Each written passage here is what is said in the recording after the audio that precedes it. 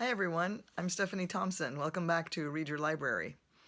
Next on our shelf are some books by someone whose name you've probably heard, Malcolm Gladwell, who is, I guess you would call him a social scientist, a very brilliant man, who made a big splash with his first bestseller a few years ago called The Tipping Point.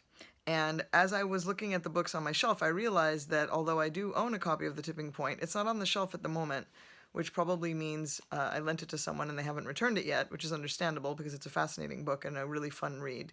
And what Gladwell does so well is take really sort of complex human problems or issues or situations and think about them from fresh and interesting angles, and then write about them in a very readable way, in a way that the average person can read and understand without having to have studied a great deal of college-level psychology or sociology or economics and that sort of thing, even though those are all wrapped up in what he's talking about.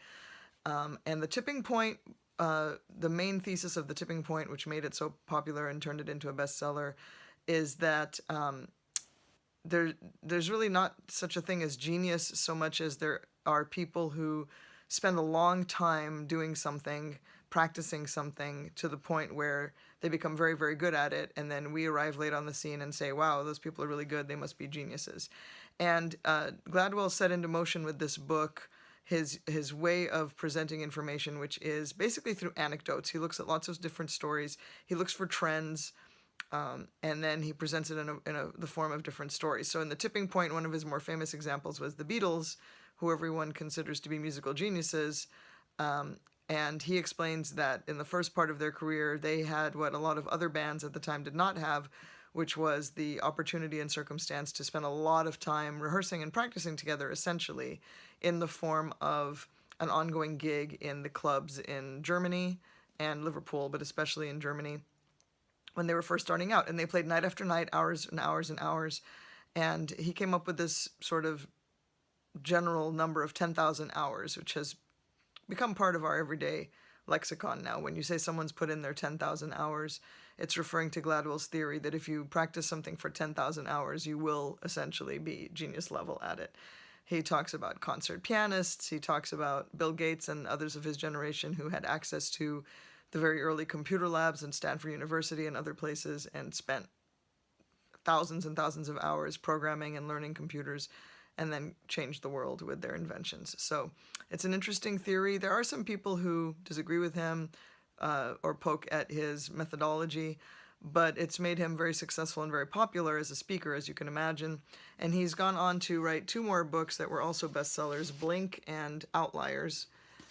Blink follows the same theme, the same style, but the theme of Blink is how people make decisions and the value or otherwise of what seem to be split-second instinctive decisions, and why some people seem to be really good at deciding really quickly and others not, and all the factors that go into what appears to be a knee-jerk reaction or an instinctive gut feeling, which in fact he shows has a lot more that goes into it. Your experience, your knowledge level, how successful you've been in the past, all of those things go into how successful you are at gauging a situation on the spur of the moment and making a decision that turns out to be the right one or not.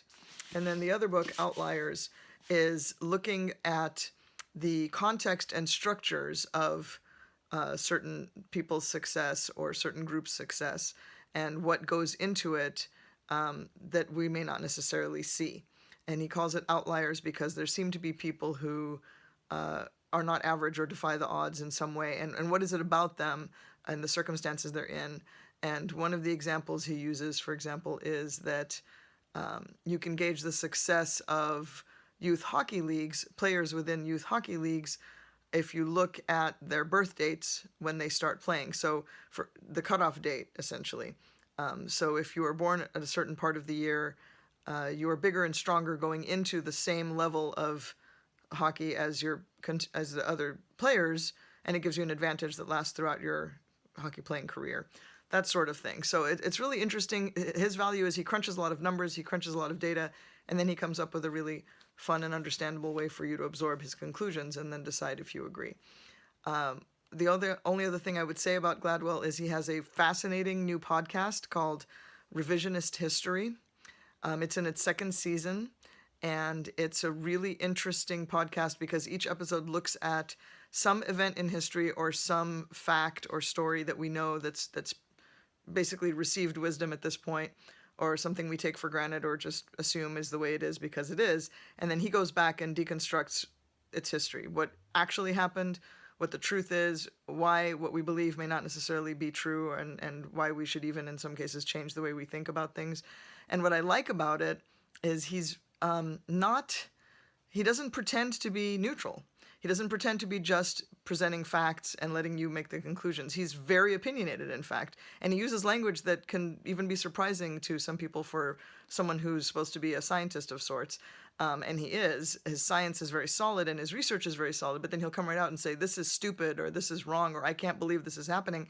So it really draws you in a way that a straight sort of deconstruction and factual presentation might not. So Tipping Point, Blink, Outliers, Revisionist History podcast, basically anything Malcolm Gladwell does, I recommend you check out because it is a very interesting way to look at things that we think about and deal with every day in a way you might not have thought of, and present it in a really entertaining way. That's Read Your Library. Thanks so much, and I'll see you next time.